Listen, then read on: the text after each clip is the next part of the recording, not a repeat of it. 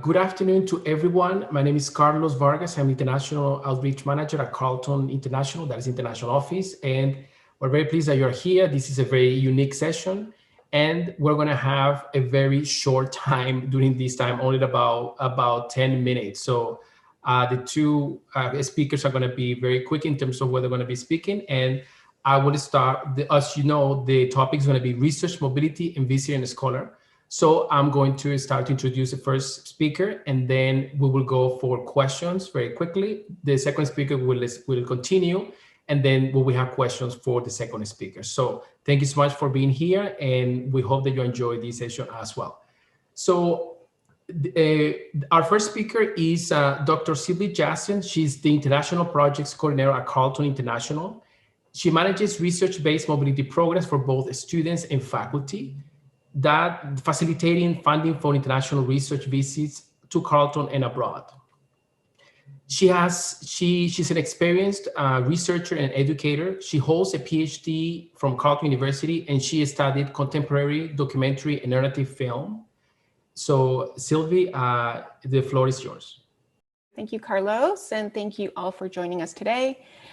As Carlos mentioned, as the International Projects Coordinator for Carleton, I manage research-based mobility programs that provide funding for short-term research visits, either to Carleton or abroad.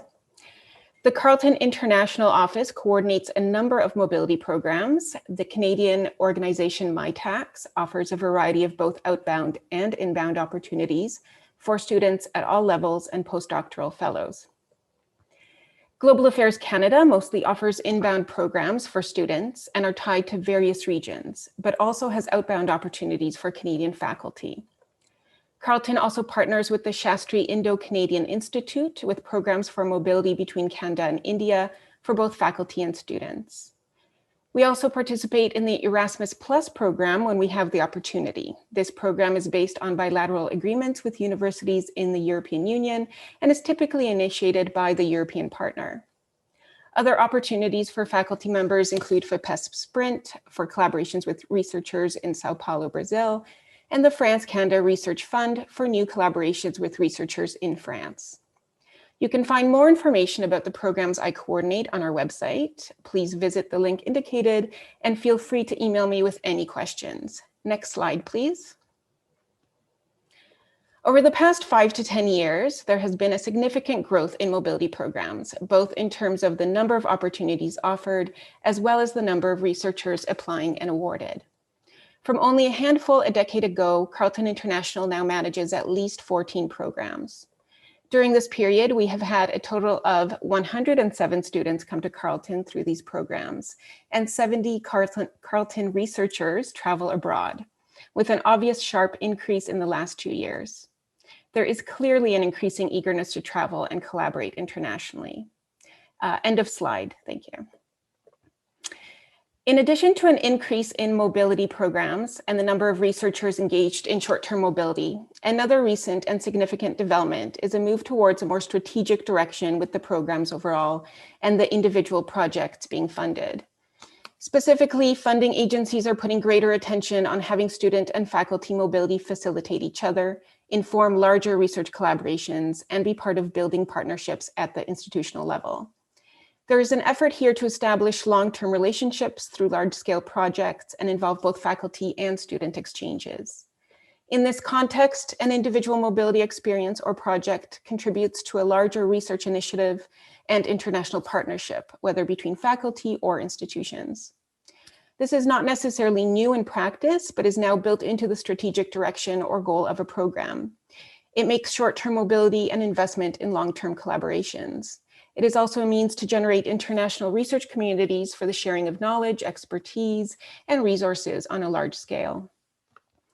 As we can see from the many visiting scholars and students speaking at the symposium on the work they accomplished while on research visits, there are so many fascinating projects and important work achieved through international exchange, research that is highly enriched by the intercultural experience. In my role at Carleton International, I am truly inspired by this international activity and feel privileged to be a piece in the larger puzzle. And as the coordinator, I regularly receive very positive feedback from the student researchers who visit Carleton through these programs and the Carleton faculty who host the international visitors. The relationships of mentoring and collaborating often continue beyond the duration of the visit and lead to joint publications and larger projects. This is an enormous benefit to the students as a boost to their research and careers by drawing on the expertise of Carleton faculty members, and a benefit to the faculty as well, whose own research draws on new ideas and who build connections abroad.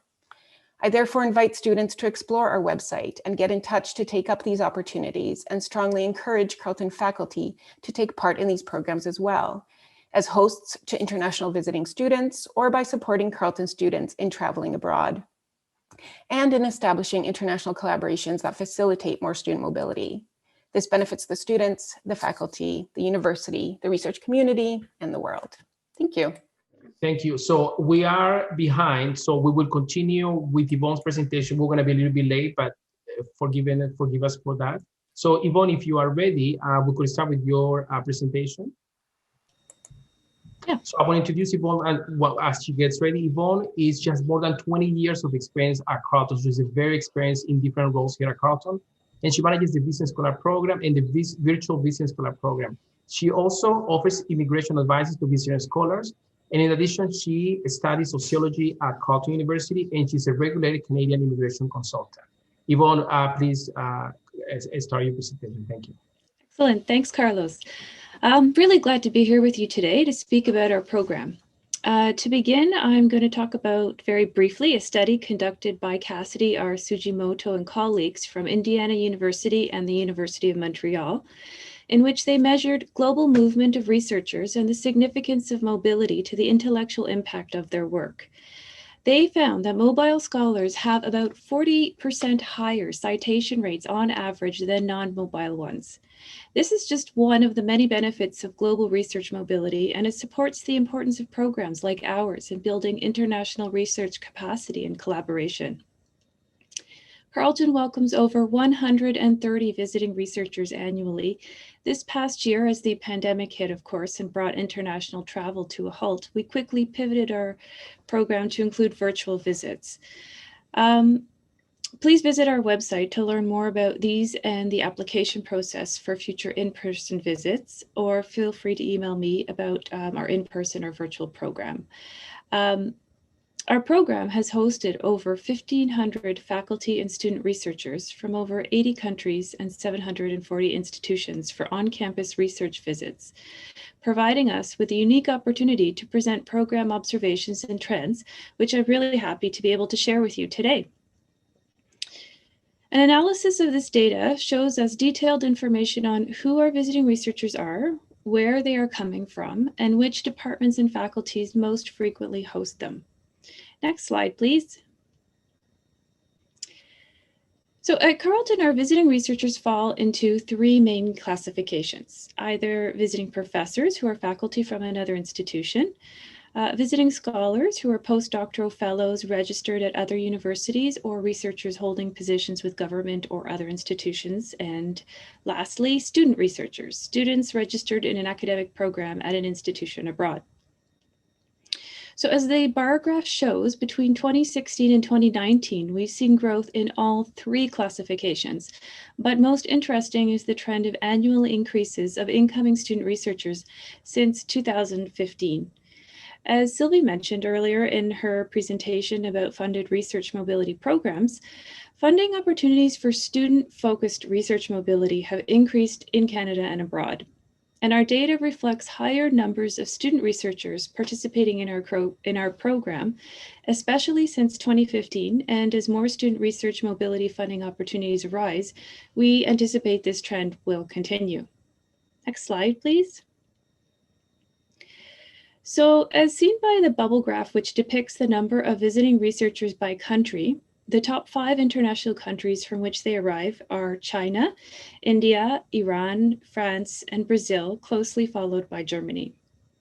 Note, the same countries remain in the top sending countries over the last 5 years as well. Next slide, please. The line graph on the left shows distribution of visiting researchers by faculty has been uneven. But not surprisingly, since fields of science and engineering tend to be more heavily funded, our data has reported that the faculties of science and engineering have hosted the greatest number of incoming researchers, especially in the last 5 years. Also note the spikes of scholars to the Sprott School of Business are related to larger incoming cohorts of their international MBA programs offered at the time.